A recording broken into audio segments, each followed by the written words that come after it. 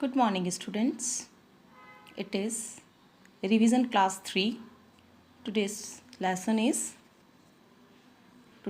from civics. Lesson number 1. What is democracy? Why democracy? क्या है democracy? जैसा कि हमने पहले जब क्लास हुई थी तब जाना कि डेमोक्रेसी क्या है और ये क्यों ज़रूरी है. दोबारा हम इसको पढ़ेंगे ताकि आपके सारे कॉन्सेप्ट क्लियर हो जाएं. डेमोक्रेसी क्या है? डेमोक्रेसी लोकतंत्र, इसे हम कहते हैं डेमोक्रेसी. लोकतंत्र, लोगों का तंत्र मतलब लोगों का शासन. It refers to a form of government which is chosen by the people to work for their welfare and can be voted out of them. एक ऐसा सिस्टम, डेमोक्रेसी मीन्स एक ऐसा सिस्टम जिसमें जो लीडर होता है वो लोगों में से ही, जो हमारी पब्लिक है उसी में से चूज कर कर आगे लाया जाता है और वो लोगों के लिए ही, उसी कंट्री की पीपल के लिए ही वर्क करता है. उन्हीं में से चुना गया होता है और उन्हीं के लिए काम करता है, उनके कल्याण के लिए, उनके वेलफेयर के लिए काम करता है. कहने का मतलब लोगों का लोगों के लिए शासन क्या कहलाता है? डेमोक्रेसी.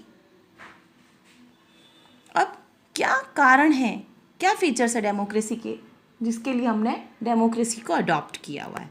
हम इतना उसके ऊपर बात कर रहे हैं, उसको एक लेसन बनाकर हमने रखा हुआ है.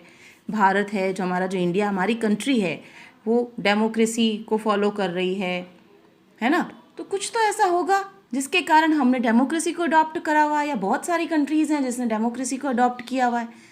ओनली इंडिया ही नहीं है वर्ल्ड में जिसने डेमोक्रेसी को अडॉप्ट किया, बहुत सारी कंट्रीज़ हैं ऐसी जिसने डेमोक्रेसी को अडॉप्ट किया है. तो क्या ऐसे फीचर्स हैं डेमोक्रेसी के अंदर जिसके कारण बहुत सारी कंट्रीज़ जो हैं वो डेमोक्रेसी को अडॉप्ट करती है. अब जैसे हम दुबई की बात करते हैं तो वहाँ पर डेमोक्रेसी नहीं है. वहाँ पर ऐसा नहीं है कि लोगों का लोगों के लिए शासन हो, लोग अपने आप अपने रूल्स एंड रेगुलेशंस बनाते हैं, ऐसा नहीं है.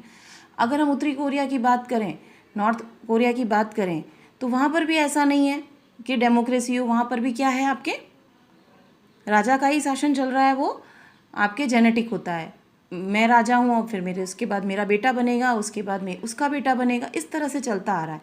वहाँ के जो लोग हैं वो अपना लीडर खुद चूज़ नहीं कर पाते हैं.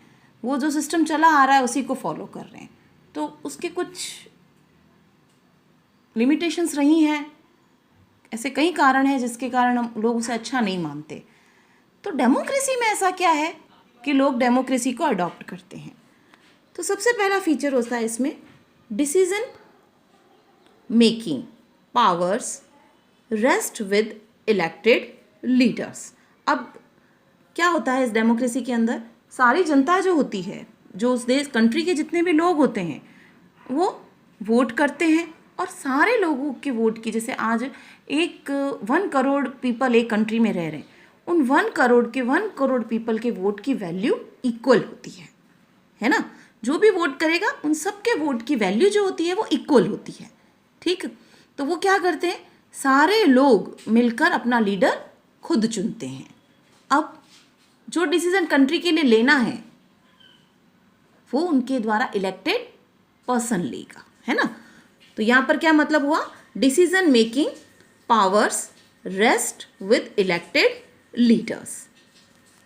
सेकेंड इसका फीचर हुआ फ्री एंड फेयर इलेक्शन. अब डेमोक्रेसी जब होगी, ऐसा नहीं है कि मैंने आपके नेक पे नाइफ रखा और कह दिया आप ए को वोट दोगे, बी को वोट दोगे, सी को वोट दोगे, ऐसा कुछ भी नहीं होता है ना.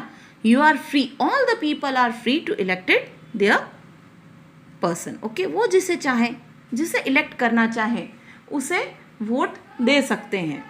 क्लियर. तो free and fair election, free and fair election होता है.